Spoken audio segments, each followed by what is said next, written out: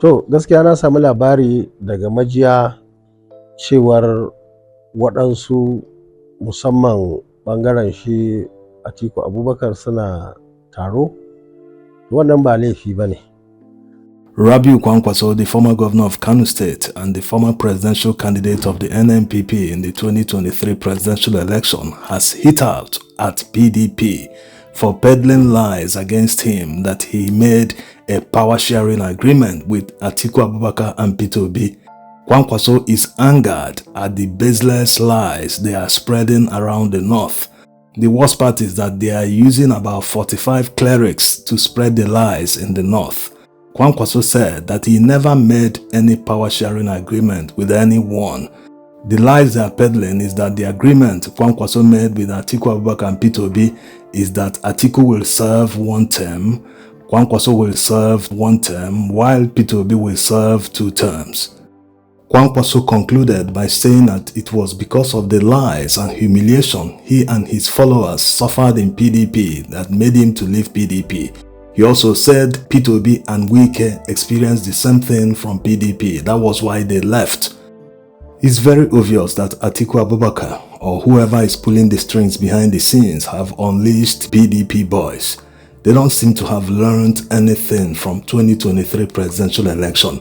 They feel it is their right that they have to produce the presidential candidate, that all other opposition members must align with PDP by force.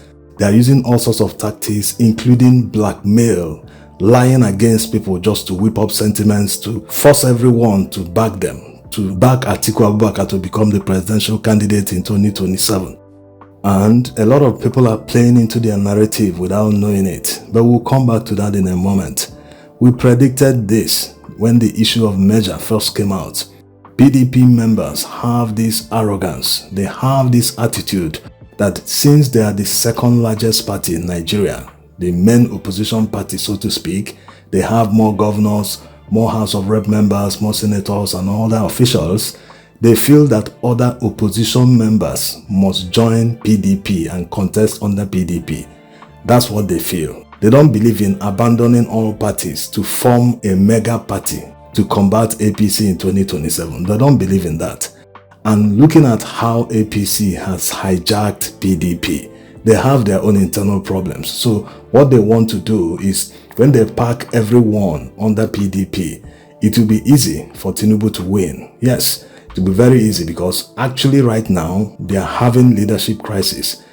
And to prove that this is likely the situation, all the talk about mega party have suddenly died down. Opposition members have seen their body language. It's like everyone is saying, what's going on? What's the next step? What are we going to do?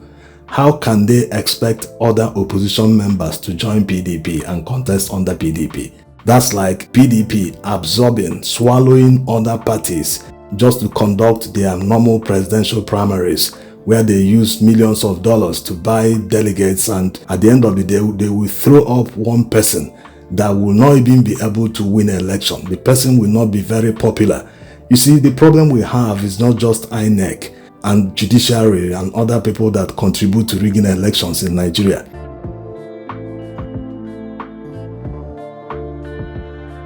The problem starts at the primary election in political parties.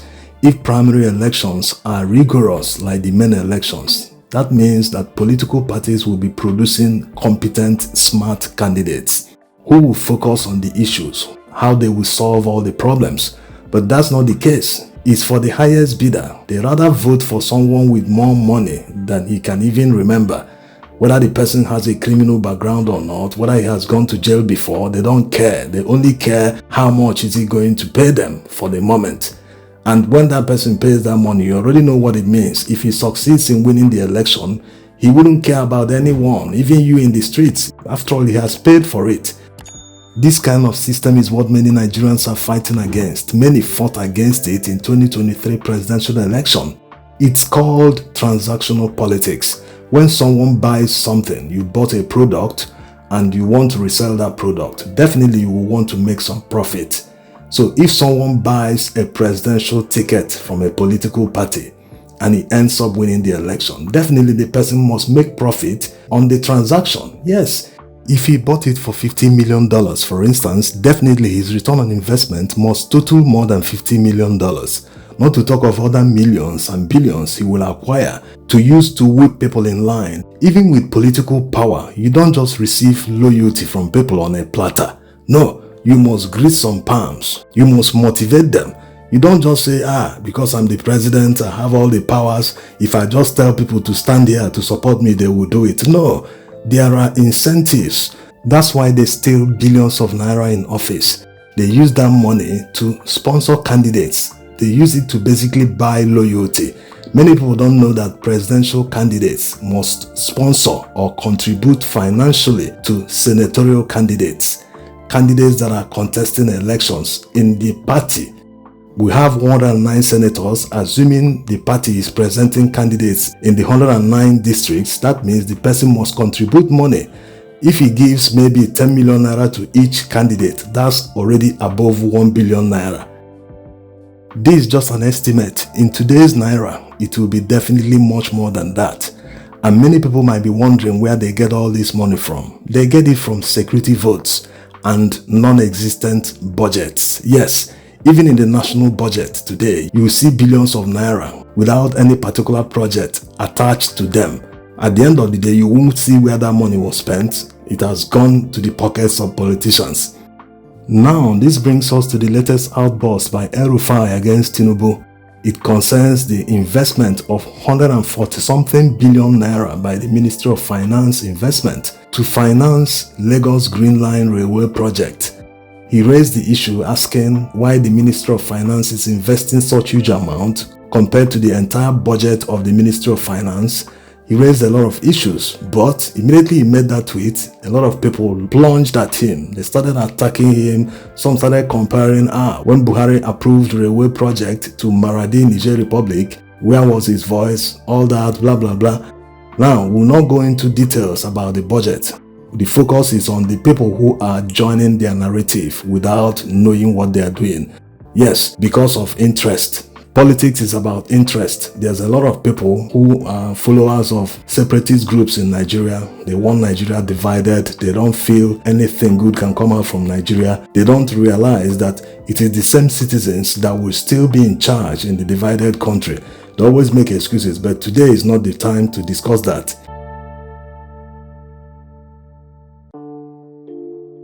The main issue is that when people criticize the government, they always attack them, making references, telling them, in the past, so thing happened, you didn't say anything, trying to justify what they are doing wrong today just because someone else did it. No, this is not how to play opposition, except people have given up.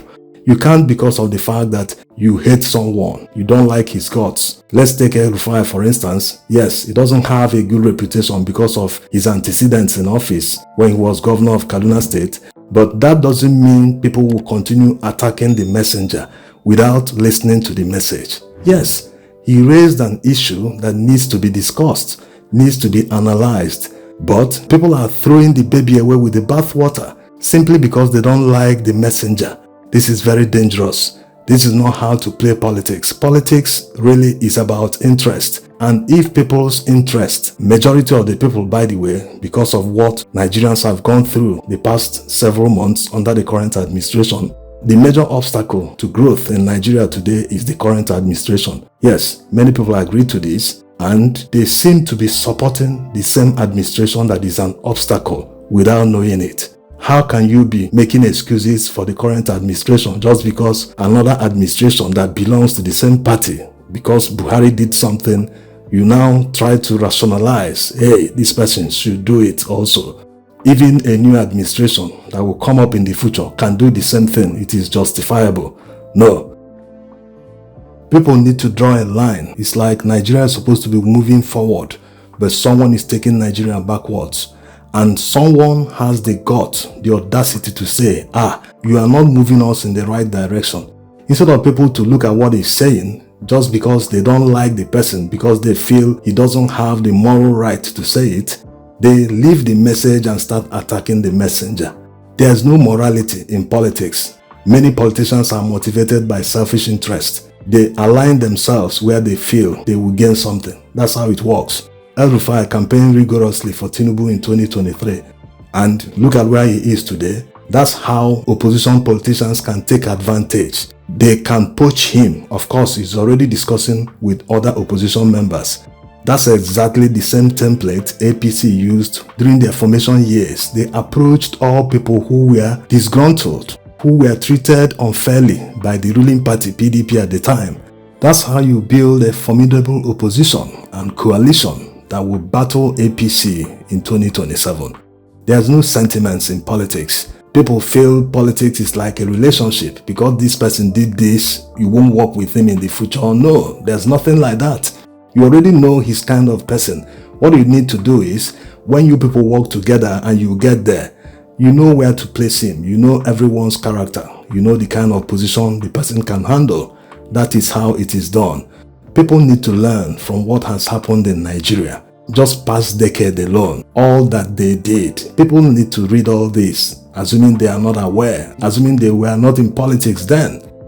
This is very important because in order to succeed in politics, once you share a common enemy with someone, you must make that person your ally and friend. This is how it works. People need to focus. Don't jump into the narrative they are spreading. The Northerners did it, the Southerners must do their own. No, there is no South. Yes, because all they are doing, they are concentrating on people around Tinubu, his associates. It's not about South. After all, it is in the same South that they disenfranchised thousands, if not millions of same Southerners from voting, simply because they come from other ethnicities. So people should understand this. When they snatched that power, they weren't considering anyone. They weren't saying, it's because of the South, it's because of this. Now that they are feeling the heat from the North, they want to push it as if it's North versus South. No, don't fall for that fake narrative. Rather, you should take advantage. You should align with people fighting them so as to take them down. That's the only way you can achieve your objective in politics.